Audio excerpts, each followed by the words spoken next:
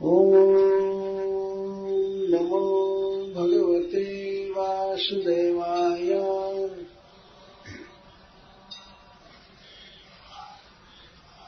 ॐ नमो भगवते वासुदेवाय।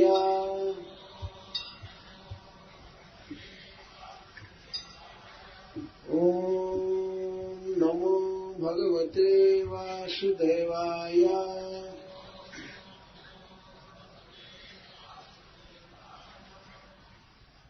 श्लोक 18। पूर्णं वर्ष सहस्रम में विषयान् सेवतो सकृत्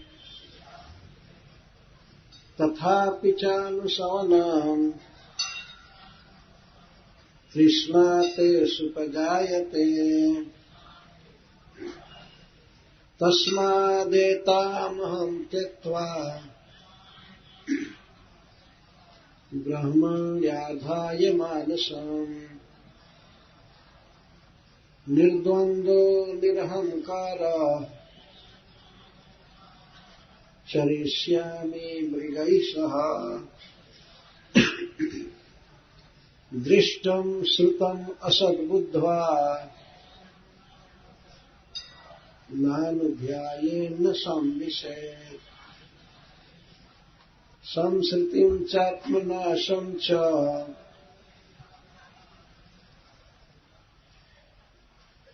तत्र विद्वान् स आत्मदृक्। इत्युक्त्वा नाहुषो जायाम् तदीयं पुरवेवयः। दत्त्वा स्वां जरसं तस्मात् आददे विगतस्पृहः। पूर्णम संपूर्ण वर्ष सहस्रम 1,000,000 वर्ष में मेरे द्वारा विषयों को शब्द रूप रस आदि को सेवतः सेवन करते हुए भोगते हुए असक्रिय निरंतर तथापि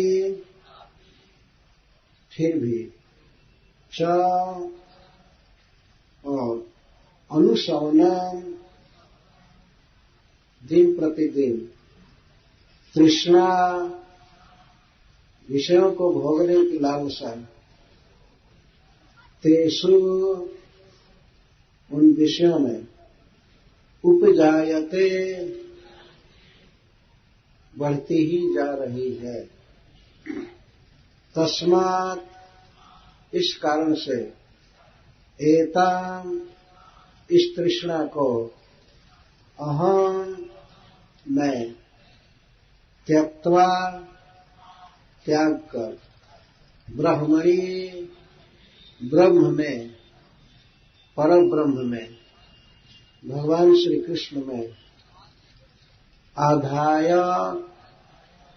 लगाकर मानसम मन को निर्द्वंद्व द्वंद्वों को सहन करते हुए निरहंकार शरीर में आत्म भावना और शरीर के संबंधियों में मम भावना इस अहंकार से शून्य होकर चरिष्यामि विचरण करूंगा मृगैः सह पशुओं के साथ हरिण आदि के साथ।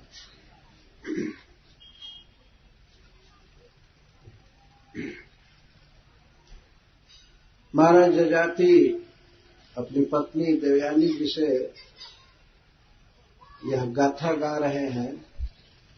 श्रीमद् भागवतम में यह प्रसंग एक बहुत ही उत्कृष्ट और प्रसिद्ध प्रसंग है। मनुष्य जाति को विषय भोगों से बच करके भगवान कृष्ण का स्मरण भजन करना चाहिए, भक्ति करनी चाहिए। इस बात की शिक्षा यह प्रसंग देता है। तो कल आपने सुना था महाराज जजाति यह कह रहे हैं कि विषयों को भोगने से विषय भोग की कामना का अंत नहीं होता है, बल्कि कामनाएं और बढ़ती जाती हैं।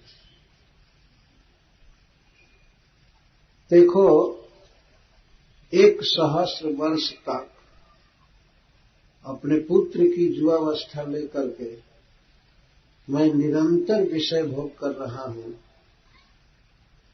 फिर भी उन विषय भोगों में मेरी तृष्णा दिनानुदिन बढ़ती जा रही है।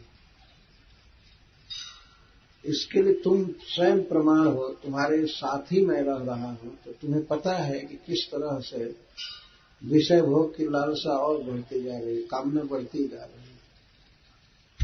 अतः हे प्रिय, तस्मात् एतम् अहम् त्यक्त्वा, अब मैं इस तृष्णा को, विषय भोगों की लालसा को तुरंत छोड़ूंगा, त्याग दूंगा। तस्मादेतम् अहम् त्यक्त्वा ब्रह्मणि आधाय मानसम। कैसे आप छोड़ पाएंगे इस तृष्णा को? तुम्हारा जजाति कहते हैं कि मैं ब्रह्म में, पर ब्रह्म में, भगवान विष्णु में, कृष्ण में अपने मन को आधाय सम्यक रूप से रखूंगा। आज तक मेरा मन संसार के भोगों का चिंतन करता रहा, तुम्हारा चिंतन करता रहा और अनेक प्रकार से बहिर्मुख रहा, लेकिन ऐसे मन को मैं भगवान कृष्ण के सौंदर्य में, उनकी लीलाओं में, उनकी कृपा आदि के चिंतन में लगाऊंगा और लगा करके इस तृष्णा को त्याग दूंगा। महाराज जजाति बहुत सुंदर बात करें, जब तक भगवान के रूप आदि पर मन मोहित नहीं होता है, तब तक संसार के रूप की आसक्ति या भोग की वासना का त्याग कर पाना असंभव। अतः वे कहते हैं ब्रह्मणि मानसम आधाय एताम तृष्णाम त्यक्त्वा।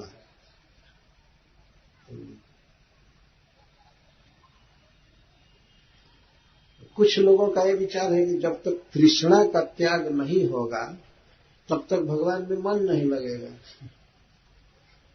लेकिन यह बात उतना समीचीन नहीं है। वास्तविक स्थिति ये है कि जब भगवान में मन लगता है तब तृष्णा का त्याग होता है।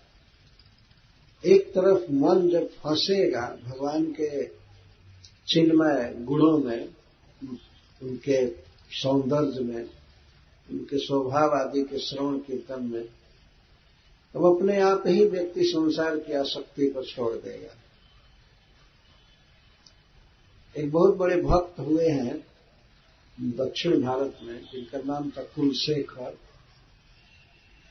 वे राजा थे। एक श्लोक में कहते हैं कि जब से मेरा मन भगवान कृष्ण के सौंदर्य में लगा हुआ है, उनके चरण कमल में लगा है, तो अब मैं जब स्त्री संग की याद करता हूं तो मेरे मुंह में थूक भर जाता है, थू निकलता है। कितना यह गर्हित विषय है। पहले इन विषयों में मैं आनंद लेता था, विशेष करके स्त्री प्रसंग में, लेकिन जब से नौ रस उद्गीर्ण करने वाले नित्य नवीन भगवान कृष्ण के सौंदर्य में मेरा मन लग गया है, तो जब कभी भी याद आती है स्त्री प्रसंग की तो मुंह में थू आता है, थुत्कार आता है। इस प्रकार की बात कह रहे हैं। वो अपने जीवन का ही अनुभव लिखे हैं। ये बहुत प्रसिद्ध है श्लोक है। तो महाराज जजाति कहते हैं कि अब मैं भगवान कृष्ण में मन को आधाय सम्यक रूप से धर दूंगा, रख दूंगा। उनके अलावा मेरा मन अब किसी का चिंतन नहीं करेगा। इसके द्वारा यह सिद्ध होता है कि अब कैसे मन रखेंगे, वो अगले श्लोक में बताए हैं। श्रवण और कीर्तन द्वारा मैं भगवान श्री कृष्ण के विषय में अब सुनूंगा भक्तों के मुख से, और उन्हीं का गुण गाऊंगा। अपने आप मेरा मन उनमें लग जाएगा, और भगवान श्री कृष्ण में मन को लगाकर इस तृष्णा का त्याग कर दूंगा। और निर्द्वंद्व, और मैं द्वंद्व से प्रभावित नहीं होऊंगा। द्वंद्व का अर्थ होता है दो वस्तुएं जो सदा एक साथ रहती हैं, जैसे सर्दी गर्मी। आज सर्दी है तो कल गर्मी आना ही है, इसको द्वंद्व कहते हैं। सर्दी गर्मी, मान अपमान, सुख दुख, ये सब द्वंद्व कहे जाते हैं संसार में। व्यक्ति हमेशा प्रभावित रहता है। कभी किसी कारण से इस संसार में उसे हर्ष होता है। हर्ष भी वह ठीक स्थिति नहीं है। सांसारिक सफलता से और सांसारिक वस्तुओं की प्राप्ति से जो हर्ष होता है, तो वह हर्ष भी आत्मा की गड़बड़ दशा का द्योतक है। जैसे मान लीजिए कोई व्यक्ति पागल हो गया है, अपने स्वरूप में नहीं है, तो कभी कभी वो हंसता भी है, लेकिन हंसने पर ऐसा नहीं कहा जाता है कि अब ये ठीक हो गया है। उसका रोना चाहे हंसना दोनों एक ही है। किसी का पुत्र पागल हो जाए और पिता देखे कि हंस रहा है तो क्या कहेगा कि अब ठीक हो गया है, बल्कि और चिंता करता है कि बहुत हंस रहा है बेकार। तो इस तरह से सांसारिक सफलता से, सांसारिक सम्मान से और विषय भोगों की प्राप्ति से, किसी पद प्राप्ति से, धन प्राप्ति से जो हर्ष होता है, जीव खुशी होती है, वह भी उसकी बद्ध दशा का ही द्योतक है, वो ठीक नहीं है। और इसी प्रकार से शोक, विषाद, किसी सांसारिक के घाटे की कल्पना करके, किसी वस्तु की अप्राप्ति की भावना करके, या मान सम्मान नहीं मिल रहा है, इसकी भावना करके जो उसे दुख होता है, इसको विषाद कहा जाता है। यह शोक और हर्ष दोनों बेकार है। भगवान गीता में कहते हैं हर्षा मर्ष भयोद्रोदय, जो मुक्त, जो हर्ष और विषाद से भी मुक्त रहता है। हमेशा भगवान इन शब्दों का प्रयोग किए। आत्मा की प्रसन्नता कोई और चीज है, और मन की अनुकूल भावना को सुख हर्ष कहा जाता है। यह जीव की पागलपन की दशा है वास्तव में। तो महाराज जजाति कहते हैं कि अब मैं द्वंद्व से मुक्त हो जाऊंगा, निर्द्वंद्व। चाहे मेरा अपमान हो और चाहे मुझे बहुत बड़ा सम्मान मिले, मैं दोनों को एक समान समझूंगा। जैसे सपना में यदि किसी को 1 करोड़ रुपया मिल जाए, पूरा कैश नोट से मिल जाए, और सपना में किसी दिन उस व्यक्ति के पास जो कुछ भी है सब कोई हर ले या आग लग जाए, जल जाए सपना में, तो उसे रुपये की प्राप्ति और जाना दोनों एक समान है। क्योंकि जगने पर जागे हानि न लाभ कछु, तिमित प्रपंच जिए जो। जगने पर न हानि है न लाभ। जब तक जीव को अज्ञान है, इस शरीर को मैं मानता है और भगवान कृष्ण में मन नहीं लगा है, तब तक वो यही सोचता रहेगा हमको ये प्राप्त हुआ। ये सपना ही है वास्तव में। जीव जागो गोरा चांद बोले, कतर निद्रा जाओ माया पीसा चिर को। यह स्वप्न की ही अवस्था है। भगवान कृष्ण का साक्षात्कार होता है जब मन उनमें रमता है, तब जीव वास्तविक सुख प्राप्त करता है। जैसे सपने से कोई जगा दिया जाए तो वो व्यक्ति स्नान करेगा, खाएगा पिएगा, तो जागृत जीवन में जो कर रहा है तो वह सत्य है। मैं सांसारिक दृष्टि से कह रहा हूं इस बात को। वैसे तो जल करके हम लोग जो कुछ भी कर रहे हैं वह अभी एक सपना ही है आध्यात्मिक दृष्टि से, लेकिन ये द्वंद्व रहते हैं। मान लीजिए कोई आदमी सोया है और सपना देख रहा है कि मैं भारत का प्राइम मिनिस्टर बन गया, और कई लोगों को, कई सांसदों को कई डिपार्टमेंट बांट रहा है, लेकिन जगने के बाद न अपनी कुर्सी है न उनकी है, कुछ नहीं, सब समान। और इसी तरह से बहुत भारी अपमान, कोई सपना में गाली दे दिया खूब, लेकिन जगने के बाद न गाली है, न गाली देने वाला है, न हम थे वहां, कुछ नहीं था, तो बेकार। तो इस प्रकार महाराज जजाति कह रहे हैं कि अब मैं निर्द्वंद रहूंगा। हमारा कोई अपमान करे या मान करे, मैं इससे बिल्कुल प्रभावित नहीं होगा। या सर्दी गर्मी सुख दुख कुछ भी हो, सबको मैं मिथ्या समझूंगा, क्योंकि मेरा मन भगवान के रस में विभोर रहेगा और निरहंकार। फिर प्रश्न उठता है कि आप कैसे निर्द्वंद हो जाएंगे। महाराज जजाति कहते हैं क्योंकि मैं भगवान में मन लगा करके निरहंकार हो जाऊंगा, निरअहंकार। अहंकार का मतलब होता है एक फाल्स अहम का निर्माण, मैं देह हूं।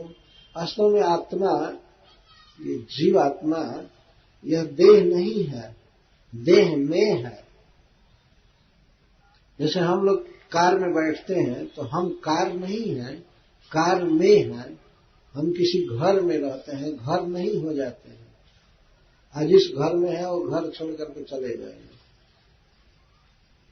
तो अगर घर ढह जाए, मान लीजिए नगर पालिका उस घर को ढा दे, तो इसका मतलब ये नहीं है कि हम उसमें दब करके मर गए, ढह गए, हम दूसरे घर में रहते हैं। 84 लाख प्रकार का एक घर है, डिजाइन है। जीव एक शरीर से दूसरे शरीर में जाता रहता है, परंतु अज्ञानवश वो अपने को नहीं जानता है और अपना जो वास्तविक संबंध है भगवान श्री कृष्ण के साथ, उसको नहीं जानता है। और उस संबंध के अनुसार जो उसका कर्तव्य बनता है उसको भी भूला है। भगवान को भूला है, अपने कर्तव्य को भूला है, भगवान की सेवा, भगवान की भक्ति। इसको कहा गया है अहंकार। मैं यह देह हूं और देह से संबंधित जो भी वस्तुएं हैं या लोग हैं वो मेरे हैं। अहम ममेति, मैं यह हूं और ये मेरे हैं, मेरी ये इज्जत है, मेरा ये स्टैंडर्ड है, मैं इस गांव का हूं, मैं सूरत का हूं या दिल्ली का हूं या न्यूयॉर्क का हूं, या मैं इस जाति का हूं, मैं इस धर्म का हूं। ये सब अहंकार कहा जाता है। जीव वास्तव में किसी भी जाति का नहीं है, वह कृष्ण का है। ममैवांसो जीव लोके जीव भूता सनातन। अगर इस संसार में कोई व्यक्ति कह सकता है कि यह व्यक्ति मेरा है, केवल कृष्ण का अधिकार है कहने का कि यह मेरा है। तो कहते हैं इस जीव जगत में जितने भी जीव हैं सब मेरे ही अंश है। मम एवं ममैवांसो जीव लोके जीव भूता सनातन। मम एवांश, और कोई किसी का नहीं है। व्यवहार में भले व्यक्ति कह रहा है कि ये मेरा बेटा है, ये मेरी पत्नी है, ये मेरा भाई है, ये मेरा ये है। अरे हम देह ही नहीं है तो और कौन हमारा होगा। इसको अहंकार कहा गया है। देह में आत्म भावना और देह से संबंधित वस्तुओं में आत्मीय की भावना, मम भावना, यही समस्त द्वंद्वों से विचलित होने का कारण है। व्यक्ति सोचता रहता है हमेशा इसी तरह अपने को देह मान करके ही कुछ भी विचार करता है। यह घोर अज्ञान की दशा है जीव की। तो मैं अहंकार निकाल दूंगा। भगवान में मन लगाने से मेरा अहंकार चला जाएगा। मैं देह को मैं नहीं मानूंगा, मैं अपने स्वरूप को समझ लूंगा और उसके अनुसार मैं भगवान की भक्ति करूंगा, उनका नाम कीर्तन करूंगा, उनकी कथा सुनूंगा। इस तरह से मैं सुखी होऊंगा। इस पर एक प्रश्न उठता है कि आप भगवान में कैसे मन लगाएंगे, क्या उपाय है आपके पास? तो महाराज जाति अगला श्लोक कहते हैं, दृष्टम श्रुतम असद्बुद्ध्वा नानुध्यायेन संदिशेत् संस्कृतिम चात्मनाशं च तत्र विद्वान स आत्मद्रेक। मैंने देखो एक प्रकार से उपदेश भी कर रहे हैं और उपदेश के द्वारा अपने को ये बता रहे हैं कि मैं इस विधि से भगवान में मन स्थिर कर दूंगा। क्या है? दृष्टम श्रुतम असद बुद्ध्वा, देखे और सुने हुए पदार्थों को या लोगों के बारे में जो भी सुनूंगा देखूंगा ये असत है ही, ये क्षणभंगुर है, टेम्पररी है, अनित्य है, सब समय नहीं रहेगा। तो मैं भगवान में मन लगाने के लिए इसको देखना आज से चालू करूंगा। जो भी देखूंगा तो ये अनित्य है और ये जड़ है, दुख का कारण। दृष्टम, तुमको इतना दिन देखा हूं, 1000 वर्ष से साथ में रह रहा हूं, लेकिन आज से मैं यही मानूंगा कि तुम कुछ नहीं हो, सपना में मिली हुई एक औरत हो। अब मैं जग गया। गोस्वामी तुलसीदास जी का विनय पत्रिका में एक पद है, अबलो नशानी अबना नसई हो, राम कृपा भव निशा शिरानी, जागे पूरी न दसई हो। अब मैं जग गया और अब राम की कृपा से भव निशा, संसार की रात समाप्त हो गई है और जागे पूरी न दसई। अब मैं जगा रहूंगा, अब नहीं सोऊंगा, अब नहीं सोऊंगा। तो जगना क्या है कि इस देह में जितनी भी इंद्रियां हैं इनको मैं अब यही शिक्षा दूंगा कि राम को छोड़ करके कहीं मत जाओ। अपनी जिह्वा को ये शिक्षा दूंगा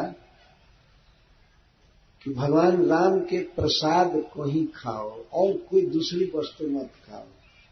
नासिका को शिक्षा दूंगा कि तुम श्री राम के चरण कमल पर चढ़ाए हुए पुष्प की गंध केवल सूंघो, ये तुलसी की गंध सूंघो और कुछ नहीं। और अब मैं वैष्णवों के चरण कमल का स्पर्श करूंगा, अपने स्पर्श इंद्रिय को उसमें लगाऊंगा और भगवान पर अर्पित किए गए वस्त्र को ही धारण करूंगा अपने ऊपर के अंगों में और आंखों को रोकूंगा। रोकिहो नैन विलोकत और ही शीश ईश ही नहीं हो। दूसरे को देखने में आंखों को रोकूंगा और सिर झुकाऊंगा तो केवल आपको सिर झुकाऊंगा। जहां तहां सबको सिर झुकाना, सलाम करना, ये जीव की उचित दशा नहीं है। वास्तव में प्रणाम के विषय है भगवान, भगवान को ही प्रणाम करना चाहिए। ये प्रश्न हो सकता है तब गुरु और माता पिता आदि को न प्रणाम किया जाए। गुरु और माता पिता के प्रणाम क्यों किया जाता है? वास्तव में वह प्रणाम भी श्री कृष्ण को ही किया जाता है। आज शिवरात्रि है, भगवान शिव के एक वक्तव्य से ही एक बार सिद्ध है। एक बार इनके ससुर जी यज्ञ किए थे, नए प्रजापति लोग यज्ञ किए थे और उस यज्ञ के अध्यक्ष थे दक्ष प्रजापति। वो इतना एक्सपर्ट थे संसारिक कार्यों में, ये यज्ञ आदि करने में भी, प्रजा उत्पन्न करने में। ब्रह्मा जी ने उनका नाम ही दक्ष रख दिया, एक्सपर्ट, निपुण। उस यज्ञ में भगवान ब्रह्मा जी आए और भगवान शिव भी आए थे। प्रजापतियों ने इनवाइट किया था उनको तो सभा में जब दक्ष प्रजापति आए तो जितने भी सभासद थे, यज्ञ में भाग लेने वाले, सब खड़े हो गए। उनका बहुत बड़ा प्रकाश था, तेज था, और वे अपने पिताजी ब्रह्मा जी को प्रणाम किए और प्रणाम करके थोड़ी देर खड़े रहे कि हमारा दामाद हमको प्रणाम करेगा। दक्ष ससुर थे भगवान शिव के, लेकिन दक्ष के मन में इस बात का दुख था कि सब इसको प्रणाम करते हैं, हमारे दामाद को, और हमको इतना मान नहीं मिलता। कम से कम ये दिखाना चाहते थे कि जनता के सामने मेरा दामाद हमको प्रणाम किया। लेकिन जब दक्ष सभा में आए तो भगवान शिव मन ही मन दक्ष के हृदय में रहने वाले भगवान वासुदेव को प्रणाम किए। वे स्वयं अपनी पत्नी से इस बात को कहे हैं, पार्वती की सती से। लेकिन बहिर्मुख दक्ष प्रजापति नहीं जाने इस बात को। वे अपने पिताजी को प्रणाम किए और इसके बाद सामने बैठे, देखे शिव जी बैठे हैं बिल्कुल। इस पर दक्ष प्रजापति ने शाप दिया कि इसको यज्ञ में हिस्सा नहीं मिलना चाहिए, आज से नहीं मिलेगा। मैंने बहुत बड़ी गलती किया, अपनी पुत्री का विवाह इस पिशाच से कर दिया। देखते हैं क्या रूप लेकर के आया है। सब लोग अच्छा अच्छा कपड़ा पहन करके आए हैं, तो यह बस ऐसे चिथड़ा पहन करके आ गए। ऐसे ही यज्ञ में आया जाता है। कभी भी साबुन लगाया न साफ किया शरीर को, केवल चिता की भस्म लगाता है, और इसको सोना चांदी नहीं जूट रहा है, हड्डी का गहना पहनता है। देखिए गहना, और कहीं से सांप पकड़ करके लगा लिया है कंठ में। इसको सभा में बैठने की तो कोई बुद्धि नहीं है। घर द्वार नहीं बांधा है कहीं भी, बस श्मशान में रहता है। देखिए इसकी बुद्धि देखिए। अब दक्ष प्रजापति की जब दोष दृष्टि हुई तो भगवान में जो भी गुण थे उसको अवगुण कहने लगे। भगवान शिव में ये सब भूषण है, दूषण नहीं है, लेकिन अब दोष बुद्धि हो गई तो सब कहने लगे। अरे भगवान शिव मान लीजिए श्मशान में रहते हैं, घर नहीं बांधे, तो इनका गुण है ना। संसार के ईश्वर है, मालिक है, लेकिन अपने लिए एक भी फ्लैट नहीं बनाए, कुछ भी नहीं। इस पेड़ के नीचे रहते हैं, बरगद के नीचे रहते हैं। यह गुण है ना। आज कोई है ऐसा रहेगा पेड़ के नीचे? एक भिखारी भी कम से कम झोपड़ी बना लेता है ना। लेकिन विश्व के ईश्वर होकर के और वृक्ष के नीचे, झाड़ के नीचे रहते हैं, यह गुण है वास्तव में। और कहीं झगड़ा नहीं, कहीं कि हमारा प्लॉट है, ये है, श्मशान में रहते हैं। तो आत्मा राम है। और सांप को पकड़ करके अगर मान लीजिए अपने गर्दन में रखते हैं तो ये उनकी विशेषता है। क्यों वो सोना धारण करे, सिकड़ी बनवावे और रोज चोरी जाने का भय रहे, तो सांप लगा ले और हड्डी का गहना पहन ले, प्लास्टिक तक का नहीं। सोना चांदी आदि की बात तो बहुत दूर है। और शरीर पर क्या लगाते हैं? चिता की राख, ताजा जलाए गए मुर्दा की राख पर लगाते हैं। एक बार उज्जैन में कुंभ का मेला लगा था, तो वहां जाना हुआ। हम कई भक्त इस्कान के गए महाकालेश्वर जी का दर्शन करने के लिए।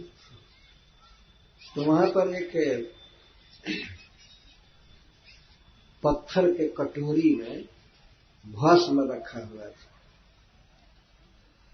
दूसरे लोग कहे थे कि ये प्रसाद है महाकालेश्वर जी का, इसको लगाइए, इसको लगाइए। तो सब लोग लगाने लगे। मैं कहा नहीं नहीं, इसमें मेरा अधिकार नहीं है लगाने।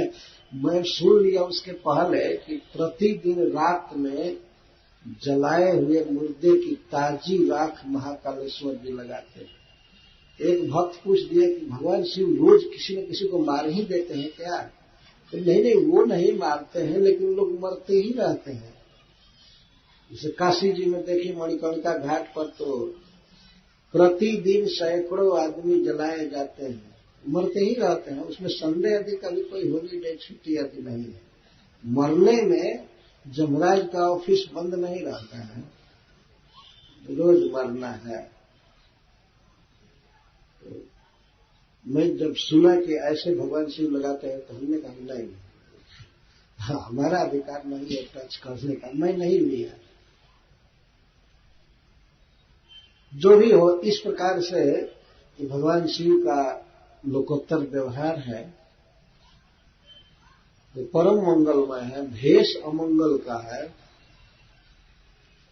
लेकिन उनका नाम, उनकी लीला, उनका दर्शन सबका मंगल करता है। तो दक्ष प्रजापति इस तरह से बोल रहे थे, गाली दे रहे थे। अंत में भगवान शिव की तरफ से नंदीश्वर जी बोलने लगे, इधर से भृगु जी बोलने लगे, बड़ा बहस हो गया। लेकिन भगवान शिव उठ करके चल दिए कि झगड़ा कौन करे। तो इस तरह से दक्ष प्रजापति शिव जी को बहुत गाली दे रहे थे, बहुत प्रकार से, लेकिन ये सब सहन कर लिए। तो मैं यह कह रहा था कि भगवान शिव ने कोई संग्रह नहीं किया, कुछ नहीं किया। मैं भूल गया किस बात से ये प्रसंग आया, तो बताइए कौन बात से ये बात आ गई?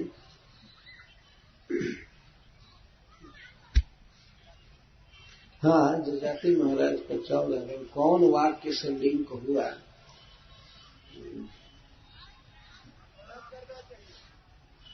हाँ ठीक, धन्यवाद। प्रणाम किसको किया जाता है? प्रणाम वास्तव में सबके हृदय में रहने वाले भगवान श्री कृष्ण को किया जाता है। इसी से आपने देखा होगा, हमारी भारतीय परंपरा है, उधर अगर कोई व्यक्ति प्रणाम करता है तो दूसरा भी प्रणाम कह करके ही उत्तर देता है। वह उसके हृदय में रहने वाले वासुदेव को प्रणाम कर रहा है, और वह व्यक्ति उत्तर देता है तो उसके हृदय में रहने वाले वासुदेव को प्रणाम करता है। भगवान शिव ने कहा है अपनी पत्नी से, सती जी से, जो वो कही कि आप क्यों नहीं प्रणाम किए, तो उसने कहा, भगवान ने कहा कि मैं ये हाड़ चाम को प्रणाम नहीं करता, ये हड्डी है, चाम है, ये तो जीव का भी स्वरूप नहीं है, इसको मैं प्रणाम नहीं करता। मैं प्रणाम करता हूं सबके हृदय में रहने वाले श्री कृष्ण को। वसुदेव विशुद्ध सत्व को कहा जाता है, और उसमें जिनका प्राकट्य होता है उनको वासुदेव कहते हैं। तो मेरे प्रणाम के विषय भगवान वासुदेव हैं, यह बात है। तो गुरु में भी भगवान को ही देकर प्रणाम करना चाहिए।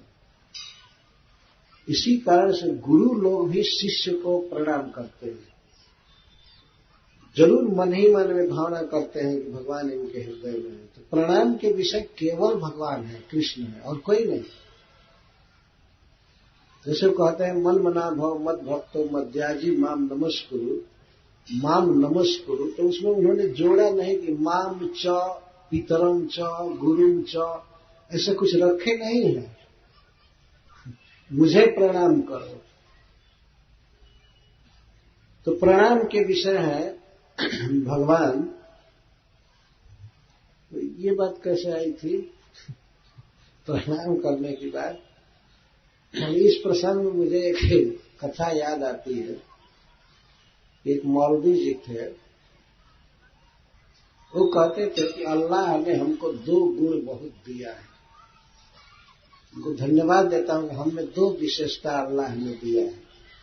क्या? मेरी स्मृति शक्ति बहुत तगड़ी है।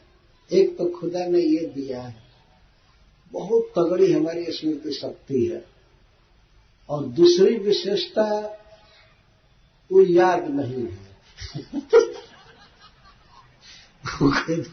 दूसरी विशेषता मेरी क्या है, क्या भगवान ने दिया उसकी याद नहीं है। तो क्या पहली विशेषता भी तो कुछ नहीं हुई ना। स्मृति शक्ति बहुत बलवान है और दूसरी बात ही याद नहीं आ रही है। वही हालत मेरी है वास्तव में। अभी लिंक भूल गया मैं। तो जो भी हो, तो महाराज जजाति ये कह रहे हैं कि देखे और सुने गए समस्त पदार्थों को और लोगों को असत बुद्धवा, मैं असत समझूंगा, अनित्य सपना जैसा व्यर्थ समझूंगा। और इसीलिए किसी भी व्यक्ति को देखे हुए और सुने हुए विषयों का न अनुचिंत है, चिंतन न करे। देखे, मान लीजिए दृष्टि तो पड़ ही जाएगी, जा रहा है तो कितना आंख बंद करके रहेगा, लेकिन जानबूझ करके न देखे, आंख गड़ा करके न देखे या बहुत ध्यान से, नहीं तो वो वस्तु चित्त में छा जाएगी। तो देख करके मैं उसे असत समझूंगा। और सुनी हुई भी बात, सुनता है आदमी बहुत बहुत बात, स्वर्ग की बात।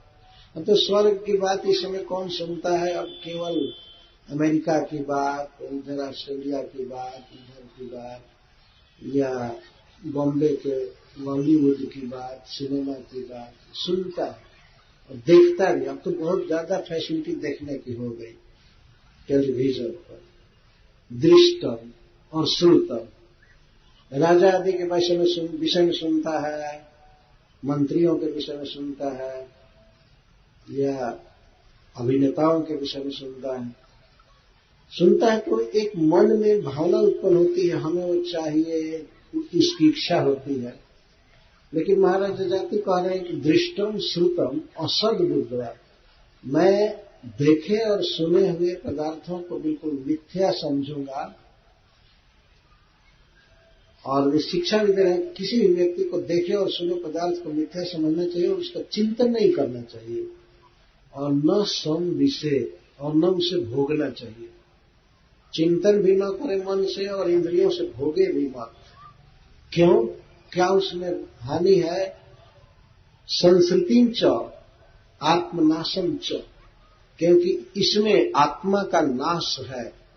जीवात्मा का जो सहज सुखमय स्वरूप है, उसकी उपलब्धि जीव को नहीं होती है, वह लॉस्ट हो जाता है, खो जाता है, दुख में पड़ जाता है। और संस्कृति जन्म मरण में प्रवाहित होने लगता है, जन्म मरण उसका चालू रहता है, कभी भी जन्म नहीं रुकता है। एक शरीर के बाद दूसरा शरीर लेना पड़ता है और शरीर छोड़ना भी पड़ता है। और जन्म और मृत्यु के बीच में बुढ़ापा और रोगों का भयावह दुख है। इसको संस्कृति कहा जाता है या संसार। तो विषयों को देखने और सुनने पर ये भावना जरूर करनी चाहिए कि ये असत है, दुखद है, अनित्य है, सदा मेरा ये साथी नहीं है। तो यहां पर तत्कालिक अर्थ इसका क्या होगा? व्यक्ति देखता है बहुत से पदार्थ, देखने में अपनी पत्नी को देखता है या किसी स्त्री को देखता है, और सुनता है कई प्रकार की बातें। तो देखे और सुने हुए को असत समझना। जैसे मैं उदाहरण दिया था, कैसे? जैसे सपना, सपना जैसे यह थोड़े देर के लिए है, वास्तव में ये नित्य संबंध नहीं है, सब झूठा है। और झूठा है परंतु दुख देने वाला है, ये भी बात है। एक तो अनित्य है, लेकिन जब तक दिखाई दे रहा है तब तक दुख देने वाला है। संस्कृतिं च आत्मनाशं च, ये आत्मा का नाश कर देता है, आत्मा के सुख का पूरा हनन कर देता है और उसको अनेक शरीरों में ले जाता है, दुख में डाल देता है। सुख का हनन कर देना ये है आत्मा का नाश, और दुख में डाल देना उसको ये है संस्कृति, संसार। तत्र विद्वान आत्मद्रिक। जो व्यक्ति इस बात को जानता है कि ये विषयों का चिंतन और विषयों को भोगना, देखना, सुनना, खाना, पीना, टच करना, ये संस्कृति और आत्मनाश का कारण है, इसको जो विद्वान जानता है स आत्मद्रिक, वही आत्मद्रष्टा है, वही भगवान को ठीक ठीक देख रहा है, और अपने को देख रहे हैं, आत्मद्रष्टा। बाकी सब लोग केवल देह दृष्टा है, देह को देखते और देह के सुख को ही मूर्खता बस अपना सुख मान लेते।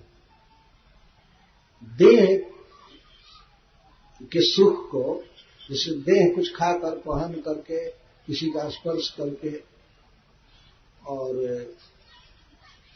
सुखी होता है, मतलब मन एक अनुकूल भावना करता है कि मैं सुखी हो गया, ये हो गया, हो गया, लेकिन ये भ्रम है।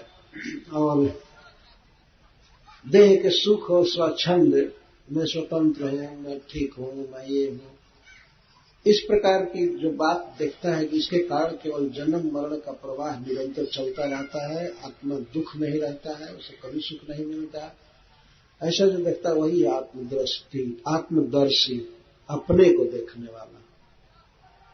बाकी बोका लोग केवल देह देखते, देह बस, देह सुखी रहना चाहिए और आत्मा की पूरी अधोगति हो। आत्मा तो मरेगा नहीं, किसी भी दुख में पड़े, यही इसकी विशेषता है, न जायते मृत्यते वा कदापि, मरेगा नहीं। लेकिन मान लीजिए कोई आदमी जीवित है पर उसको अनेक प्रकार का रोग हो, कष्ट हो, तो उस जीने से फायदा क्या है? आत्मा नहीं मरेगा। भगवान गीता में कई बार कहते हैं कि आत्मा मरता नहीं है। इसको शस्त्र भी काटे तब भी नहीं मरेगा, शस्त्र काट ही नहीं सकता, हवा सुखा नहीं सकती, पानी गीला नहीं कर सकता, आग नहीं जला सकती है।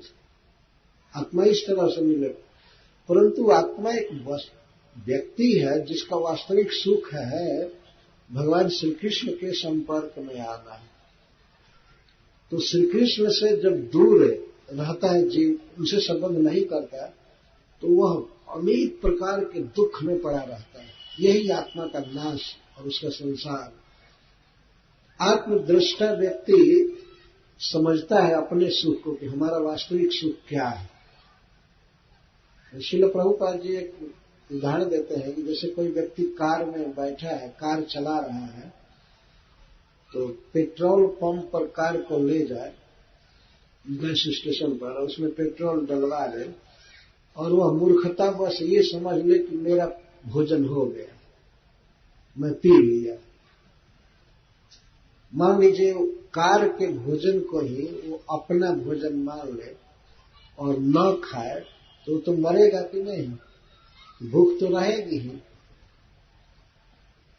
अथवा उससे भी ज्यादा बेवकूफ आदमी कार के भोजन को, पेट्रोल को खुद पी ले।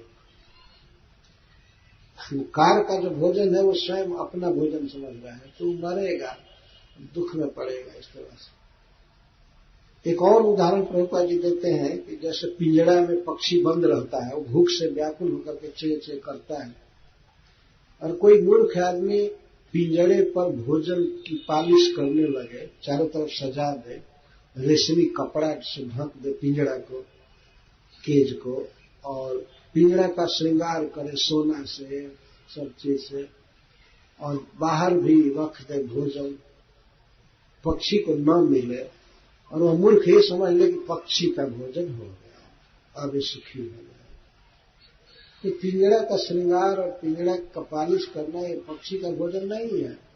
हम लोग शरीर पर चाहे मान लीजिए करोड़ों रुपए का गहना पहन ले, कपड़ा सबसे महंगा पहने, और भोजन शरीर के दृष्टि से बोला, और सब कुछ से मिले लेकिन भोजन न मिले, तो शरीर तो बिल्कुल दुखी होता जाएगा, क्षीण हो जाएगा, मर जाएगा। तो इसी तरह से शरीर को सजाए कोई व्यक्ति सब तरह से, परंतु आत्मा का भोजन न मिले। आत्मा का क्या भोजन है? आत्मा का भोजन है भगवान श्री कृष्ण के संपर्क में होना, बस। जैसे मछली का भोजन है जल, जल में रहना ही उसका जीवन है मछली के लिए। मछली को जल से अलग करके उसको सुखी नहीं किया जा सकता।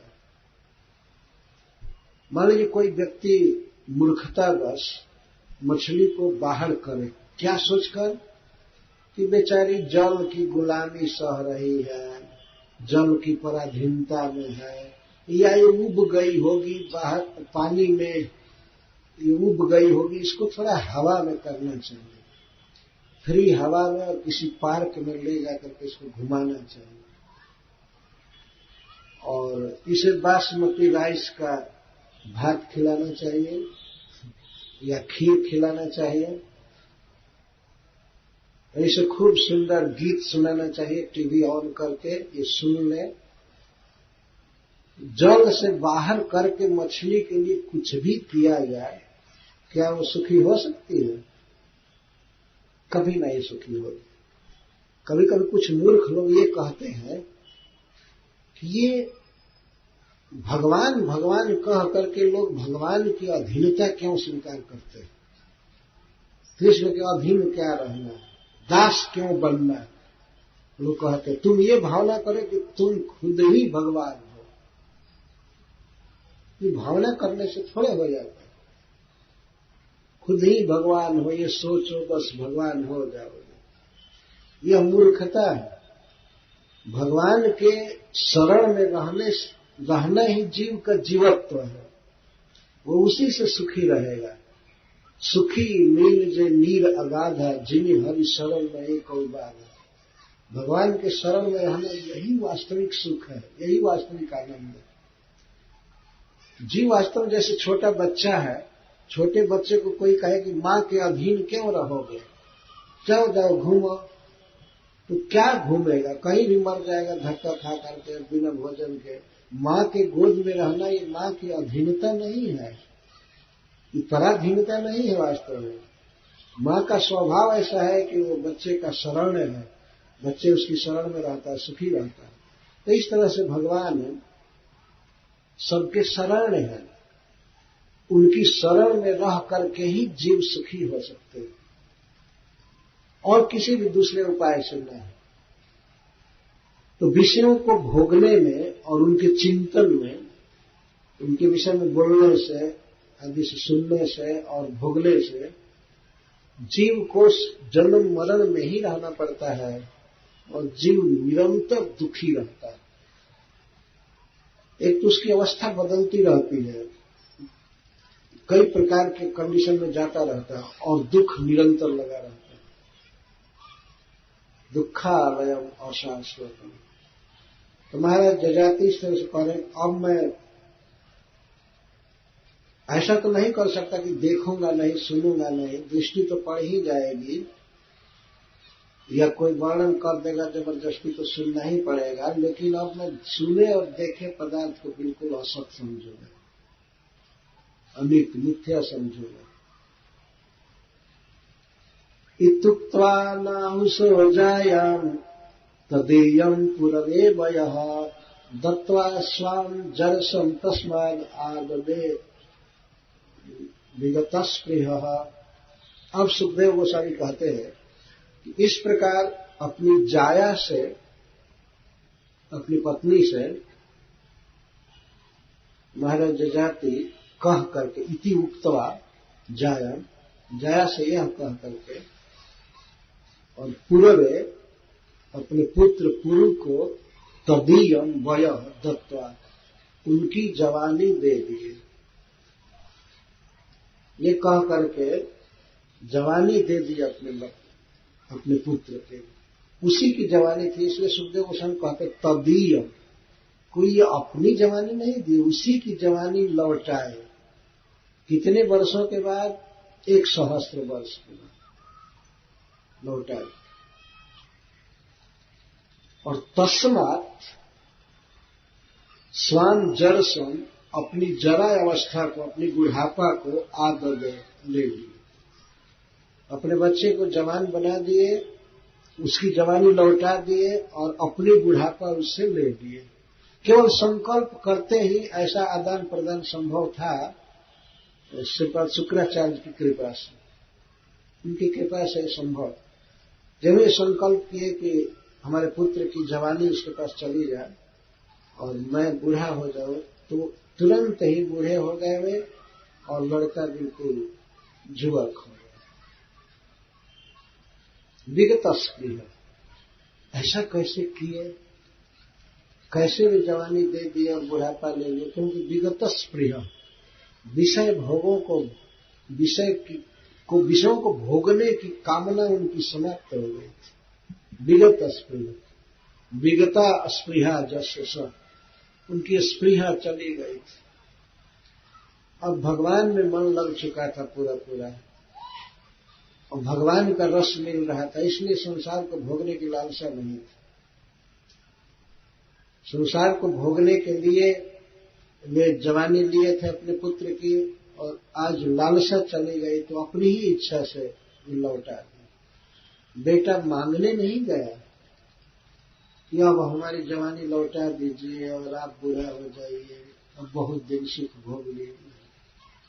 पुत्र नहीं कहने गया, महाराज जजाति स्वयं ही बुलाए अपने 5 पुत्रों को, अपने सारे मंत्रियों को, और जो भी वरिष्ठ सदस्य थे अपने परिवार के और देश के मान्य लोग, उनको बुलाए।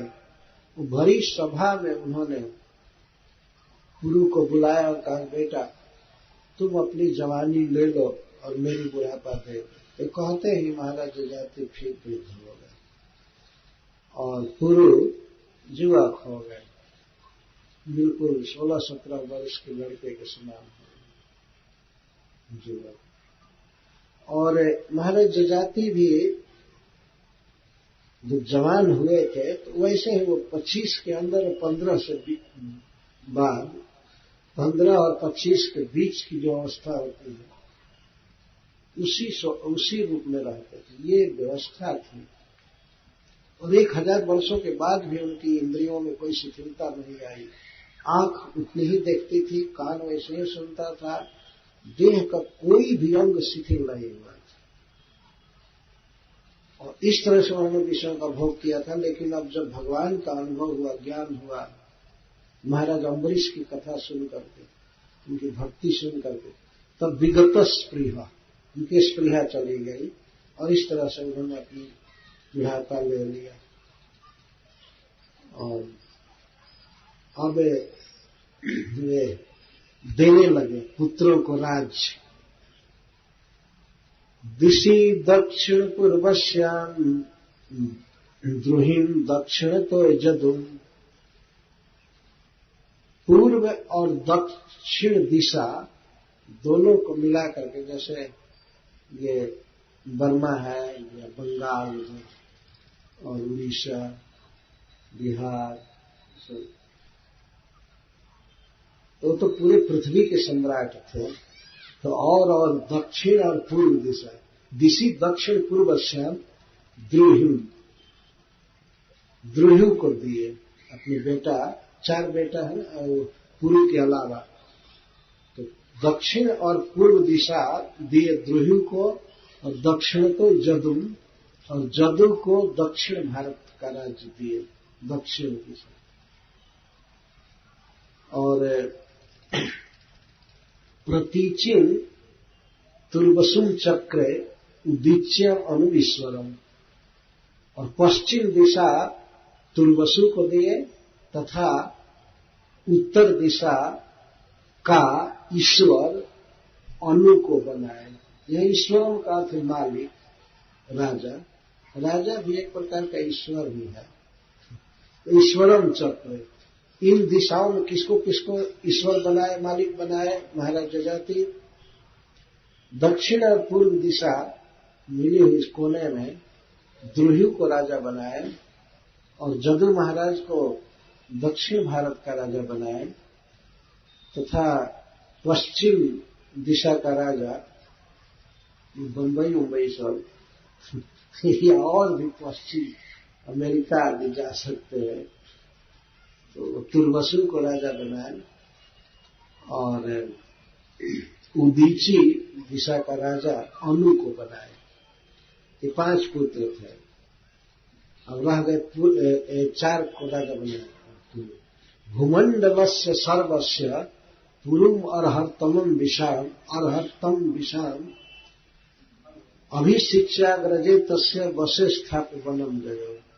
महाराज जजाति संपूर्ण भूमंडल में जितने भी मनुष्य थे और प्रजा, सबके ईश्वर पद पर पुरु को बनाए। ईश्वर मतलब मालिक, इनको चक्रवर्ती सम्राट बनाए और इनके ज्येष्ठ भाइयों को, बड़े भाइयों को इनके अधीन स्थाप्य, अग्रजांश अभिशिक्ष अग्रजांश तस्य वशे स्थाप्य। अपने समय में ही तो राजा थे, तो उन्होंने सभी पुत्रों को बांट दिया, ठीक ठीक हिस्सा, इनको अलग अलग प्रदेश दिया, थोड़ा थोड़ा दिया, लेकिन संपूर्ण भूमंडल का राज इन भाइयों को भी इनके वश में स्थाप्य, अग्रजांश तस्य वशे स्थाप्य, इनके वश में करके ये राजा यही रहेगा वास्तविक, तुम लोग इसके अधीन रहोगे, क्योंकि चारों ने इनको जवानी नहीं दिया, इसलिए इनको थोड़ा थोड़ा राज दे दिया और संपूर्ण भूमंडल का राज दिया पुरु को। इसी पुरु महाराज के वंश में राजर्षि दुष्यंत हुए और फिर भरत महाराज, दुष्यंत के पुत्र भरत, और आगे चल करके इसी वंश में महाराज युधिष्ठिर हुए, भीष्म पितामह, विचित्र, वीरजाति, अर्जुन। हम लोग पढ़ते हैं वैदिक इतिहास में कि यही राजा लोग पृथ्वी के संपूर्ण सम्राट थे, चक्रवर्ती सम्राट। पिता ने ही ऐसी व्यवस्था किया था। तस्य वशे स्थाप्य बहुत महत्वपूर्ण बात। पिता का अधिकार है धन बांटने का, और वो पुत्रों के सेवा के अनुसार ही बांट सकता है। पुत्र होने से ही पूरा राइट है पिता के धर्म पर, ऐसी बात नहीं मानी जाती। यहां एक प्रसंग सिद्ध कर रहा है, उन्होंने संपूर्ण भूमंडल का राज अपने छोटे बेटा को दिया, क्योंकि उसने इनको युवावस्था दी थी, उसने पिता की बात मानी थी, और वो भी 1000 वर्षों तक। और अन्य लोगों ने जवानी नहीं दिया था, इसलिए नहीं दिया धन, थोड़ा थोड़ा दिया, बेटा था इसलिए थोड़ा थोड़ा दिया। और उनके ऊपर भी ये कह रहे हैं सुखदेव स्वामी कि उन चारों को इनके अधीन स्थाप्य, अधीन बना करके गया, इसी के अधीन रहना पड़ेगा। इसीलिए भगवान श्री कृष्ण भी पुरुवंशियों के अधीन रहते थे। भगवान ने कंस का जब वध किए तो एक प्रकार से वे मथुरा के राजा थे, सुरसेन प्रदेश के, लेकिन वो राज्य नहीं लिए, राज्य दे दिए सुरसेन महाराज को। पर सुरसेन या श्री कृष्ण ये सब महाराज युधिष्ठिर के दास के समान रहते थे। यदि भगवान प्रेम के वश में है, लेकिन वो उस दृष्टि से भी वश में रहना था इनको, पूर्व महाराज के वंशधरों के अधीन रहना था। पिता ऐसा नियम बना करके गया था, तो इसका पालन भगवान कर रहे हैं। युधिष्ठिर महाराज के सामने उनके बराबर आसन पर भगवान कभी नहीं बैठते थे। केवल एक दिन सबसे श्रेष्ठ आसन पर बैठे, जब युधिष्ठिर महाराज ने उनके चरण धोया, द्रौपदी ने जल दिया, चरण धोए, अग्र पूजा राजसूय सभा में, यज्ञ में। बाकी श्री कृष्ण इनके अधीन रहते थे। तो महाराज जजाति ने ही ये व्यवस्था दिया था। इस प्रकार से व्यवस्था देकर के वन में चले गए। वनम जयो, वन में भगवान कृष्ण का खूब अच्छे तरह से भजन करने के लिए चले।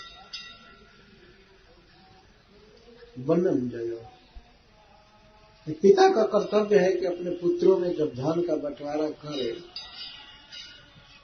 तो ठीक से कर दे। ऐसा नहीं कि बाद में वे सब कोर्ट कचहरी पकड़ ले, झगड़ा करने लगे। ऐसे कभी कभी देखा जाता है, ठीक से बंटवारा नहीं हुआ तो फिर अब लड़ाई चालू हो जाए। महाराज जजाति इतने परफेक्ट बंटवारा किए और नियम कि फिर कोई द्वंद नहीं चलता है। वन में चले गए। इस पर प्रश्न होता है, करे इतने वर्षों तक, हजारों वर्षों तक जो विषयों का भोग किए, कैसी जवानी लौटा दिए, पुत्र को दे दिए, और स्वयं बुढ़ापा क्यों स्वीकार कर लिए? इतना विकास उनमें कैसे हुआ? कैसी में छोड़ दिए, वन में चले गए। सिटी को छोड़कर, राजधानी को छोड़ करके और वन में जाना, जहां न सोने की सुविधा, न खाने की सुविधा, न कोई भी फैसिलिटी नहीं, कैसे वे छोड़ दिए? इस पर सुखदेव गोस्वामी कहते आसेवितम वर्ष पुगम सवर्गम विशेष सह क्षणेन मुमुचे नीडम जात पक्ष इव द्विजम। जिस प्रकार कोई पक्षी पहले अंडा में जन्म लेता है, फिर अंडा को फोड़ करके उसका जन्म होता है, इसलिए उसको द्विज कहते हैं। पक्षी को द्विज कहा है, 2 बार जन्म लेता है, एक बार अंडे के रूप में और दूसरी बार अंडे को फोड़ करके बाहर। तो जैसे द्विज अर्थात पक्षी जात पक्ष जब उसके पंख उग जाते हैं, फुल डेवलप हो जाते हैं, तो वो नीड को छोड़ देता है, उड़ जाता है। ये मोह नहीं करता है कि इस घर में बहुत दिन रहा हूं, अब इस घर को नहीं छोड़ना चाहिए। अपने माता पिता का घर छोड़ करके और छोटा बच्चा पक्षी उड़ जाता है, उड़ करके घूमने लगता है, अपना जहां भी नीड बनाएगा, घोंसला बनाएगा और अपना भोजन स्वयं जुटाता है, खाता है और डिपेंड नहीं रहता। तो केवल छोड़ने के विषय में ये महाराज सुखदेव गोस्वामी ये दृष्टांत दे रहे हैं। जैसे पक्षी के पंख आ जाते हैं तो वो उड़ जाता है, इस तरह से महाराज जजाति राजधानी का सुख, अपने राजकीय ऐश आराम सब कुछ और अपनी प्राणों के समान प्रिय पत्नी सबको छोड़ करके खगः कहा गया, उड़ जाता है। तो प्रायः देखा जाता है कि पक्षी उड़ता है तो मादा पक्षी के साथ ही उड़ता है। जो स्त्री चिड़िया होती है उसके साथ उड़ता है और उन पर कोई मनुष्य का नियम नहीं लगता है। वो उड़ते हैं भाई बहन, लेकिन वो स्त्री पुरुष हो जाते हैं। ये नहीं सोचना चाहिए कि अरे ये क्या संबंध है, वो पशु है, पक्षी है, इसलिए उनमें सम्मिलन है। तो वो स्त्री और पुरुष दोनों उड़ जाते हैं, परंतु महाराज जजाति अकेले उड़े हैं, इसीलिए द्विज एक वचन का प्रयोग सुखदेव गोस्वामी करते हैं। उड़ गए, चल दिए। सारी जनता, सारे मिनिस्टर देश के, पूरी दुनिया के और अपनी पत्नी और अपने लड़के सब देख रहे थे और इस तरह से चल दिए वन में। कहाँ किस वन में जाएंगे बताए भी नहीं। ऐसा नहीं था कि मोबाइल नंबर दे दे कि यहाँ फोन करना है और हम दुख में रहेंगे तो घर लौट करके आ जाएंगे। ऐसे लोग नहीं जाते, त्याग करते थे तो त्याग कर देते थे। पक्षी जब उड़ता है पंख आने पर तो फिर अपने माता पिता की भी खबर नहीं लेता है, ये कहाँ है, कैसे है, क्या है। चल उड़ जा रे पंछी कि अब ये देश हुआ बेगाना, उड़। आखिर आदमी भले घर न छोड़े तो मरण तो, मृत्यु तो छुड़ा ही देगा ना, काल तो छुड़ा ही देगा। तो बेटर है कि अपनी इच्छा से छोड़ दिया। भगवान कृष्ण के लिए छोड़ना चाहिए। भगवान चैतन्य महाप्रभु अपनी 9 विवाहिता पत्नी को कृष्ण के लिए छोड़ दिए, कृष्ण के विरह में भाग। मां तक को छोड़ दिए, जब जिसका कोई सहारा नहीं था, वो विधवा मां थी और बड़ा भाई सन्यासी हो गया था विश्वरूप। फिर भी चैतन्य महाप्रभु ने त्याग किया, मां का त्याग किया और पत्नी का त्याग किया। त्याग करके भगवान ने अपनी आचरण धर्म जीवन सिखाए, स्वयं आचरण करके शिक्षा दी। ऐसा नहीं समझना चाहिए कि ये जो संबंध है अब जीवन भर मरते दम तक साथ ही रहा जाए। नहीं नहीं नहीं, कृष्ण के साथ वास्तविक संबंध है, उस संबंध के लिए इसको छोड़ा जा सकता है। तो महाराज जजाति ने छोड़ा। भारत के प्राचीन राजा लोग लगभग 100% छोड़े हैं राज्य को, अपने सुखमय राज्य वैभव को, धन को, स्वजनों को छोड़ करके वन में चले। महाराज जजाति ने इस प्रकार त्याग किया। किसके लिए छोड़ा? कृष्ण के लिए। कृष्ण ही अपने सब कुछ है, वही परम प्रिय है। उनके लिए छोड़ा जा सकता है। वन में जाकर क्या किए? तो सुखदेव गोस्वामी कहते हैं, सतत्र निर्मुक्त समस्त बंधन आत्मानुभूत्या विधुत त्रिलिंग परे मले ब्रह्मणि वासुदेवे लेभे गतिम भागवतीम प्रतीतः।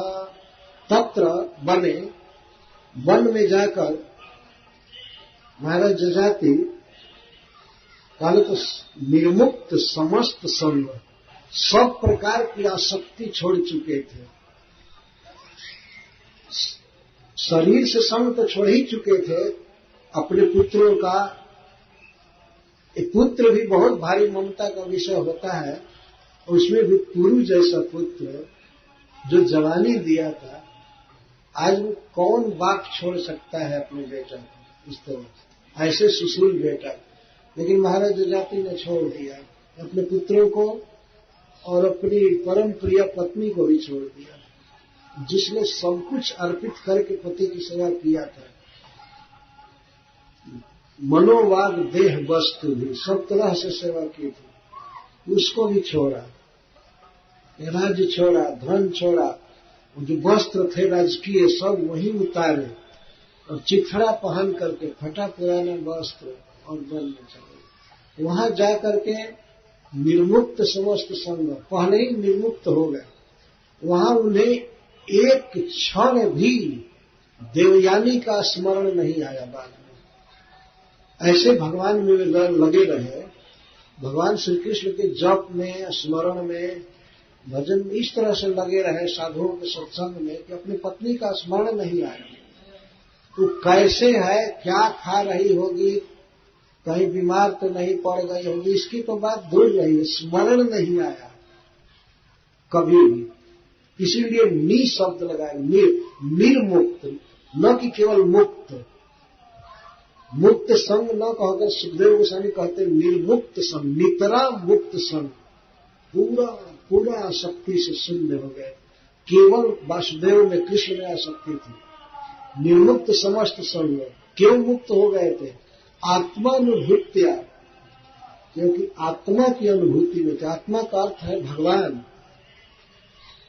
उसमें से कभी कभी हम लोग परम शब्द जोड़ देते हैं, परम आत्मा, और जीवात्मा के लिए भी आत्मा शब्द का प्रयोग होता है। आत्मानुभूति का अर्थ है भगवान का अनुभव।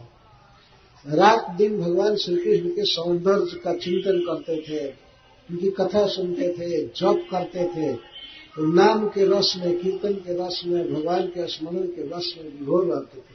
इसको आत्मानुभूति कहते हैं। परमात्मा की, भगवान की अनुभूति में रात दिन रहते थे, इसलिए सारी आसक्ति चली गई। विधुत त्रिलिंग, यहाँ तक कि तीनों गुणों से बना हुआ उनका सूक्ष्म शरीर, कर्म वासना आदि सब कुछ चली गई, मुक्त, कर्म बंधन समाप्त हो गया। परे मले ब्रह्मणि वासुदेवे लेभे गतिम भागवतीम प्रतीता।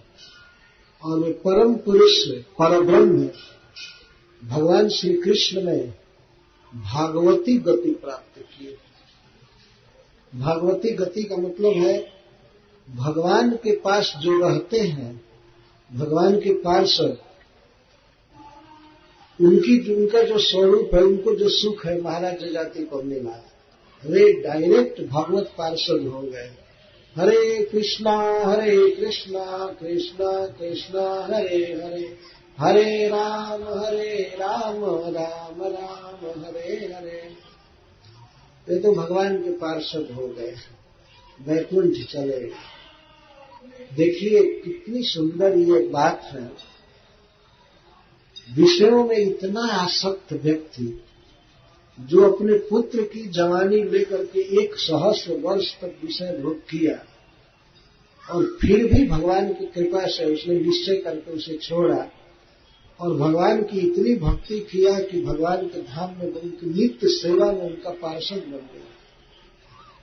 ये जीवन की सबसे बड़ी सिद्धि है। इसको शास्त्रों में सम सिद्धि कहा गया है, परफेक्शन जीवन का। भगवान के धाम में हम चले जाए, जड़ शरीर न रहे, हम अपने स्वरूप में हो जाए, जहाँ न जन्म है, न मरण है, न रोग है, न बुढ़ापा है, कुछ नहीं है। केवल आनंदमय जीवन है। भगवान जितना आनंद में रहते हैं उतना आनंद में उनके भक्त रहते हैं। तो ऐसे नित्य और आनंदमय जीवन प्राप्त किया जजाति महाराज ने। इस प्रसंग से एक उत्साह मिलता है। किसी भी व्यक्ति को निराश नहीं होना चाहिए कि हम कृष्ण को नहीं पा सकेंगे, हमारा जन्म मरण नहीं मिट पाएगा। क्यों नहीं मिटेगा? जब जजाति महाराज जैसा व्यक्ति भगवान कृष्ण के पास जा सकता है तो और कौन नहीं समर्थ है? सभी कर सकते हैं। जजाति बहुत फंसे थे। कल मैं कहा था कि अपने ससुर से इतने निर्लज होकर बात करना और अपने बेटा की जवानी लेकर के 1000 वर्ष तक विषय भोग करना, और फिर भी वे भगवान की कथा सुन करके, अम्बरीश महाराज की कथा सुन करके छोड़ दिए संसार को और भगवान के धाम में चले गए। ये दशा तो, ये उपलब्धि, यह संसिद्धि तो महाराज जजाति को मिली। और देवयानी, ये सहज जिज्ञासा हो सकती है किसी के भी मन में, उसकी क्या गति हुई? उसको सुखदेव गोस्वामी 3 श्लोक में कह रहे हैं। श्रुत्वा गाथा देवयानी प्रस्तोभमिवमात्मनः श्रुत्वा गाथां देवयानी मे प्रस्तोभमात्मनः स्त्री पुंसो स्नेह वैप्लव्यात् परिहासमेरितम्। देवयानी इस गाथा को सुनकर,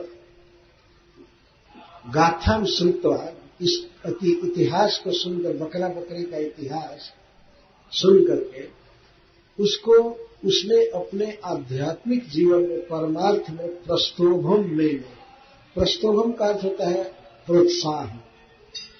उसने यही माना, ठीक ठीक समझ गए कि हमारे पतिदेव हमको भगवान कृष्ण की भक्ति करने में प्रोत्साहन दे रहे। वो आलोचना नहीं समझी, अपनी निंदा नहीं समझी। किसी स्त्री को बकरी बनाया गया तो आज के युग में तो सीधा पति से कम 1 सप्ताह बात नहीं करेगी, है ना? तुम बकरी हो और मैं बकरा हूं, इस तरह से। लेकिन देवयानी भी बहुत उच्च कुल की लड़की थी, बहुत उच्च व्यक्ति की लड़की थी, इसलिए उसने समझ लिया अपने पति के अभिप्राय को। जीवन में भगवान कृष्ण की भक्ति कितना आवश्यक है इसको भी वो जानती थी। तो पति की बात से उसे प्रोत्साहन मिला। परंतु कथा कहने का ढंग था महाराज जजाति का, स्त्री पुरुषो स्नेह वैक्लव्यात् परिहासम एवं ईरितम। ईरितम मतलब कथितम। महाराज जजाति ने एक मजाक की तरह इस इतिहास को सुनाया था, क्योंकि जीवन की बहुत बड़ी फिलॉसफी इसमें दी गई, बहुत जीवन का दर्शन, सत्य। परंतु कथा इस तरह से कहे मजाक की भाषा में, परिहास करते हुए। क्यों? स्त्री पुरुषो स्नेह वैक्लव्यात्। जो पत्नी पति के साथ इतने वर्षों तक रही है, पति का उसे पूरा पूरा स्नेह मिला, संरक्षण मिला सब तरह से। यदि इस कथा को परिहास के रूप में नहीं कहा जाता तो देवयानी के चित्त पर, मन पर बहुत धक्का लगता है एकाएक।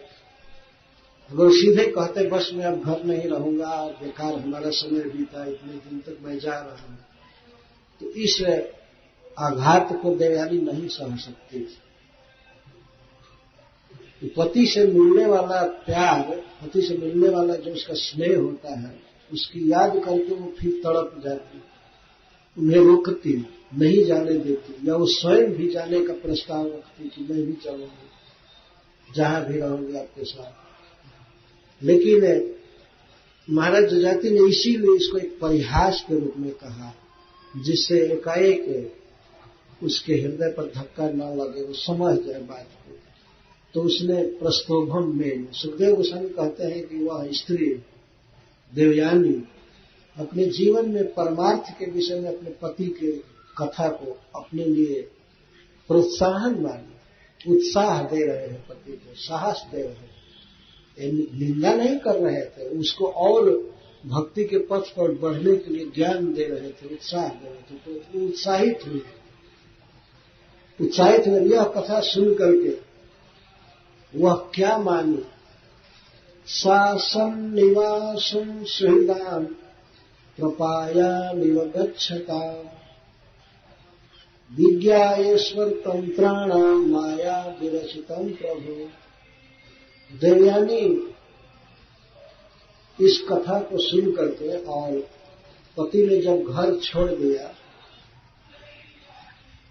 कि किस सेंस पर आई, उसको क्या बुद्धि प्राप्त हुई, इसको सुखदेव गोस्वामी कह रहे हैं। देवयानी ने सोचा, इस निष्कर्ष पर आई कि इस संसार में जो सुहृदों का संनिवास है, संनिवास मतलब एक साथ रहना है, तो सुहृद क्या, जैसे पति पत्नी, भाई भाई, पिता पुत्र और भी जो स्वजन है, इन स्वजनों का एक जगह रहना तो कैसा है, जैसे गच्छताम प्रपायामिव, जैसे रास्ता चलने वाले यात्री लोग कभी कभी किसी प्याऊ पर जुटते हैं पानी पीने के लिए गर्मी के दिन में, या किसी रेस्टोरेंट में जुटते हैं भोजन करने के लिए, लेकिन भोजन करने के बाद, पानी पीने के बाद फिर चूंकि गच्छता चल रहे हैं, यात्री हैं, तो कुछ देर के लिए रुकते हैं किसी धर्मशाला में, या आज के युग में होटल का या रेस्टोरेंट रुकते हैं, तो वहां उनका एक परिवार जैसा हो जाता है कुछ देर के लिए। लेकिन पानी पी लिए, जलपान कर लिए, कुछ खा पी लिए, इसके बाद फिर चले अपना चलना ही। देवयानी ने यही माना कि ये पति आदि का जो संगम है, कोई व्यक्ति पति बन जाता है, कोई पुत्र बनता है, तो कोई भी स्वजन बनता है, वास्तव में यह यात्रियों के प्याऊ पर जुटने के समान अनित्य है। कोई निष्कर्ष पर आई, हम यात्री हैं। वास्तव में यात्री का मतलब होता है हम किसी डेस्टिनेशन पर जा रहे हैं, पर हम लोग ऐसे यात्री हैं जिसको डेस्टिनेशन का पता ही नहीं है, पर चल रहे हैं। ऐसा मूर्ख यात्री, किसी से पूछिए कि आप कहाँ जा रहे हैं, तो वो कहे कि ये तो पता नहीं है कि कहाँ जा रहे हैं, लेकिन जा रहे हैं, और वो भी पैदल ही जा रहे हैं। कड़ी धूप है, प्यास है, खाई है, जंगल है, उसमें भी लुटेरे भरे पड़े हैं और रास्ता चालू है। कहाँ जाना है पता नहीं। कभी कभी बूढ़े लोग, जब कोई बूढ़ा मरने लगता है, मरने की स्थिति में होता है, तो अपने पुत्रों को, अपने स्वजनों को बुला करके कहता है कि अब तो मैं जाने वाला हूं, तुम लोग आपस में मेल मोहब्बत से रहना, झगड़ा मत करना। उसे चिंता रहती है अपने बेटा की और धन की, घर की, स्वजनों की, पर उसको पता नहीं होता है कहाँ जाएगा। वो कहता है कि अब मैं जाने वाला हूं, डॉक्टर भी कह देते हैं कि अब जाने वाले हैं, परंतु उसको पता नहीं कहाँ जाऊंगा। जिसको छोड़ता है, छोड़ने वाला है, उसकी चिंता करता है, तुम लोग मेल से रहना, झगड़ा मत करना, ये करना, वो करना। और कोई बेटा मान लीजिए पूछ दे कि कहाँ जा रहे हो,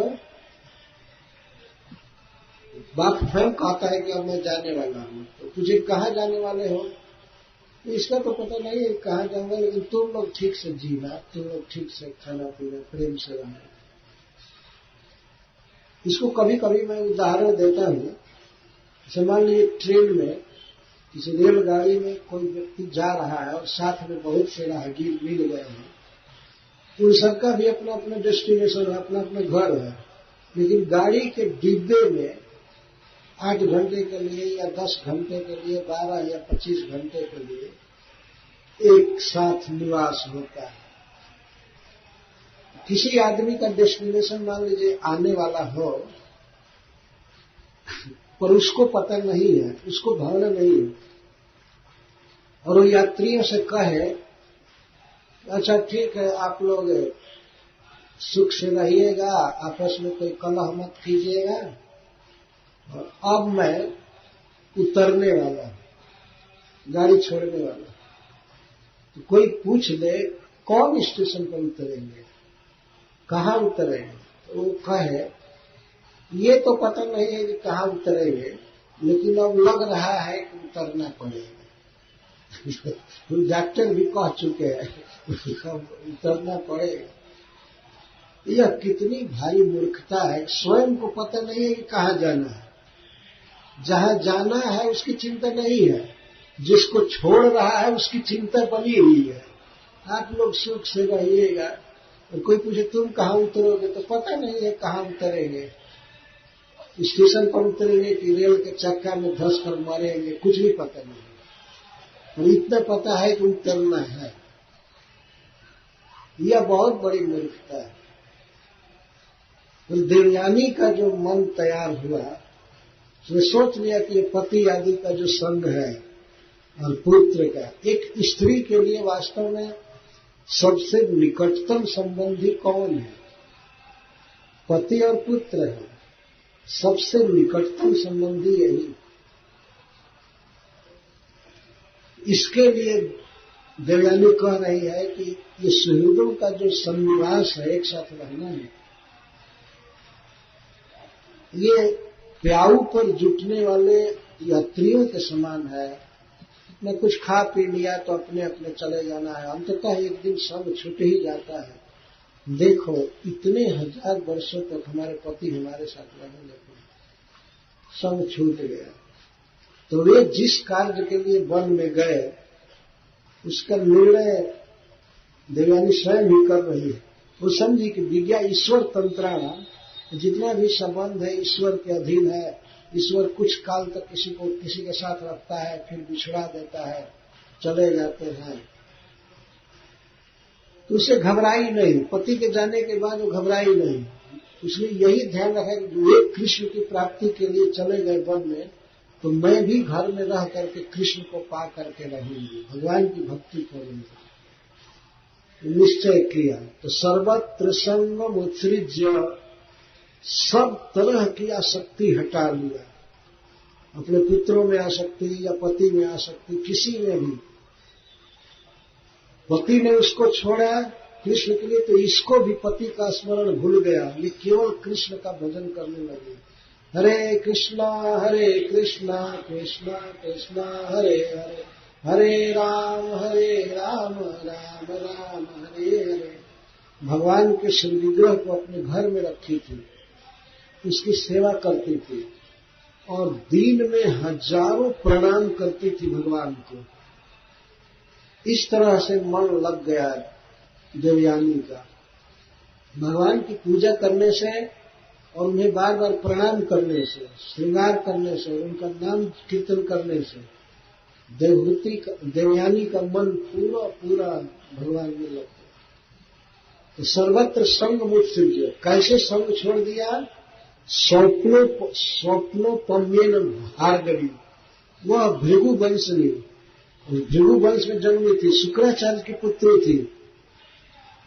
ऐसे उसने सब कुछ भुला दिया, जैसे सपना में देखे हुए दृश्य को व्यक्ति जगने पर भुला देता है, ऐसे भुला दिया। सपना में आदमी क्या क्या देखता है, लेकिन जग जाता है तो सब भूल जाता है, और कुछ दिन के बाद तो बिल्कुल स्मरण नहीं आता है कि ये सपना देखा था, ये यहाँ देखा था। इस तरह से वो भार्गवी देवयानी भूल गई अपने पति को, अपने पुत्र को, और संसार के भोग विलास सबको। केवल कृष्ण की याद रहती थी उसे, केवल कृष्ण की याद रहती थी। कृष्णे मनः समावेश्य व्यधनुर्लिंगमात्मनः, सर्वत्र संग उत्सृज्य स्वप्नोपम्येन भार्गवी, कृष्णे मनः समावेश्य व्यधनुर्लिंगमात्मनः। कृष्णे मनः समावेश्य, परम सुंदर परम आराध्य भगवान कृष्ण में अपने मन को सम्यक आवेश्य पूरा पूरा लगा करके, और उसमें कर्ममय कर्म बंधन से युक्त इस लिंग देह को, कारण देह को छोड़ दिया। यह देह तो छोड़ी कर्म बंधन से मुक्त हो गई और वह भगवान को प्राप्त की। भगवान ने कहा जो व्यक्ति अंत काल में मेरा स्मरण करते ही शरीर छोड़ता हो मेरे पास आता है। अंत काले चरमान स्मरण मुक्त फले यह प्रयाति सुमत भावन जाति नास्त्र संशय। भगवान गीता में कहते हैं कि अंत में कोई मेरा स्मरण करते हुए शरीर छोड़ता है तो मेरे पास ही आता है, इसमें कोई संदेह नहीं है। तो देवयानी भी भगवान कृष्ण के ध्यान में गए। एक प्रश्न होता है क्या करने से इसका मन भगवान में लग गया पूरा पूरा। जजाति महाराज तो एक पुरुष थे, बहुत बड़े बड़े लोगों का उनको संग था, वन में ऋषि मुनियों का भी संग प्राप्त था, लेकिन यह बेचारी अबला थी, इसे घर में रहना था। यह क्या करने से भगवान को पा गई, इसका मन कैसे भगवान में अस्थिर लग गया। तो सुखदेव गोस्वामी उसी का उत्तर देते हैं, वह भगवान को हजारों प्रणाम रोज करती थी। तो क्या क्या कहती थी, भगवान के गुणों का वर्णन करते हुए, नमस्तुभ्यं भगवते वासुदेवाय वेधसे सर्वभूताधिपतये शांताय बृहते नमः। यही इसी प्रकार की बात किया करते, हमेशा प्रणाम। पति चले गए, पति का भी कोई स्मरण नहीं, पुत्र का स्मरण नहीं, कोई भोग विलास नहीं, भगवान का जप करना और प्रणाम करना, ये दो काम हमेशा करती थी। नमो तस्मै भगवते वासुदेवाय वेधसे 6 ऐश्वर्यों से परिपूर्ण भगवान श्री कृष्ण को मैं प्रणाम करती हूँ, वासुदेव को प्रणाम करती हूँ। वेद से जो इस जगत के विधाता हैं, जो इस जगत के जन्मदाता हैं और पोषने वाले हैं, सबके परम हितैषी हैं, परम प्रिय हैं, ऐसे प्रभु को मैं प्रणाम करती हूँ। सर्वभूताधिवासाय समस्त जीव समुदाय जिनके भीतर रहते हैं, जो आश्रय हैं और जो सभी जीवों के हृदय में रहते हैं परमात्मा रूप से, ऐसे श्री कृष्ण को मैं प्रणाम कर रही हूँ। शांताय जो अपने भक्तों के द्वारा अपराध किए जाने पर भी कभी क्रोध नहीं करते हैं, क्षमा कर देते हैं, ऐसे प्रभु को मैं प्रणाम कर रही हूँ। देवयानी को अपने जीवन में जो भोग विलास के कारण भूल हुई है, इसके लिए भगवान को शांत कह रही है कि हे प्रभु, आपने हमको इतना सुंदर शरीर दिया और सुंदर ज्ञान दिया, लेकिन फिर भी मैं आपकी भक्ति नहीं की, मैं केवल विषय भोग में पड़ी रही, पर आप हमारे दोष की याद नहीं करेंगे, आप कृपा के समुद्र हैं। शांत शब्द का यह अर्थ है कि भगवान विष्णु बहुत शांत हैं, क्रोध नहीं करते हैं। भक्त से कुछ गलती भी हो जाती है फिर भी वो माफ कर देते हैं, स्नेह करते हैं। बृहते नमः, हे परब्रह्म, हे सबसे महान, रूप गुण कृपा आदि में आप अपरिच्छिन्न हैं, मैं आपको प्रणाम करती हूँ। दिन भर रात भर केवल भगवान के मतलब दिन रात गुण गाती थी, कीर्तन करती थी और भगवान को प्रणाम करती थी और पूजा करती थी। यह करने से इसका मन भगवान में पूरा लग गया और शरीर छोड़ करके भगवान कृष्ण को पा गई। यह भी भगवान का पार्षद बन गया, जीवन की सर्वोच्च सिद्धि प्राप्त की। इस प्रकार श्रील सुखदेव गोस्वामी इन 2 अध्यायों में महाराज जजाति और देवयानी के पूर्व जीवन भोग विलास का वर्णन किए और इसके बाद उनकी सिद्धि का, मोक्ष प्राप्ति का भी वर्णन किए। तो ये बहुत उत्साह देने वाला प्रसंग है और ज्ञान देने वाला भी है। ज्ञान होना चाहिए कि हमारा रास्ता क्या है, वास्तव में हमको क्या पाना है और हम किस तरह से उसको पा सकते हैं। यहाँ पर सूरत के भक्तों ने जो ये आयोजन किया, इसके लिए मैं उनको हृदय से धन्यवाद देता हूँ और भगवान श्री कृष्ण से यह कामना करता हूँ कि उनकी मति भगवान में हमेशा लगी रहे, वो सुखी रहे। बहुत मेहनत करके यहाँ के भक्तों ने आयोजन किया है जिनमें जैसे रघुनाथ दास, माधव दास, राधाचरण दास जी और भी अनेक भक्त हैं जिन्होंने बहुत मदद किया है, आयोजन किया है। और कुछ लोगों ने उदार भाव से इसमें दान दिया है, अपना शरीर भी लगाया, अपना वचन लगाया। उनको बहुत बहुत धन्यवाद है। और उनके लिए भी मैं भगवान श्री कृष्ण से मनोरथ करता हूँ, कामना करता हूँ कि उनकी मति कृष्ण में लगी रहे और ये सुखी रहे, निरोग रहे। इसके साथ ही जो इस कथा में आए हैं उन सबको मैं धन्यवाद देता हूँ। और उन्होंने बहुत अच्छा किया जो इस कथा में आए। कथा सुनना ये बहुत बड़ा लाभ है, जीवन का सबसे बड़ा लाभ यही है। कथा समानम भुवि नास्ति किंचित। पद्म पुराण में कहा गया है कि भगवत कथा के समान इस पृथ्वी पर कोई दूसरा रत्न नहीं है, किसी भी चीज से इसकी तुलना नहीं की जा सकती। इस कथा में अहमदाबाद से भी कुछ भक्त आए हैं तो और अधिक धन्यवाद के पात्र हैं। सबकी मति भगवान में लगी रहे। कुछ भक्त बॉम्बे से आए हैं, अहमदाबाद से आए हैं, कुछ अन्य जगह से भी आए, वृंदावन से आए। उन पर तो विशेष भगवान की कृपा है, अपने घर और काम छोड़ करके आए हैं। उन्हें भगवान की कृपा तो मिली ही है, तभी तो वे आए। उन्होंने तो भगवान की कथा मिली। आपकी उपस्थिति के कारण मुझे कथा पढ़ने में सुख मिला, आनंद आया। मैं भगवान कृष्ण श्री राधा